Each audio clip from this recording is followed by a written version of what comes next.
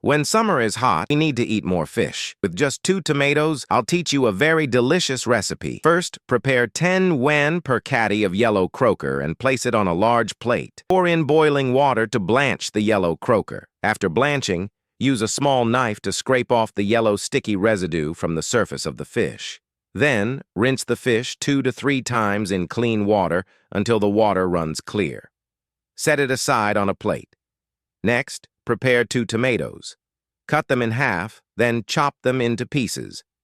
If you have time, you can also peel the tomatoes. After cutting, place them on a plate. Prepare a few green onions. Separate the white part from the green leaves. Chop the white part into pieces and cut the green onion leaves into thin slices. Place them in a small bowl. Prepare a piece of ginger and cut it into thin strips. Place that in another bowl. Now heat some oil in a pan. Crack in an egg. Fry one side, then flip and fry the other side. Once cooked, remove and place it on a plate.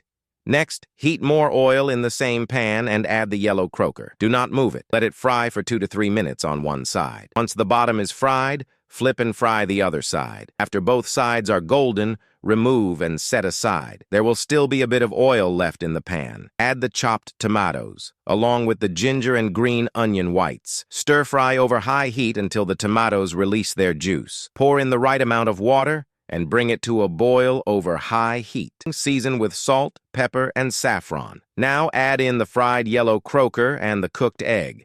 Cover the pan and let it boil on high heat for 5 minutes. Time's up. Let's check the soup. It has turned milky white and looks very appetizing and nutritious. Finally, sprinkle with the chopped green onion leaves. Your tomato yellow croaker soup is ready to eat.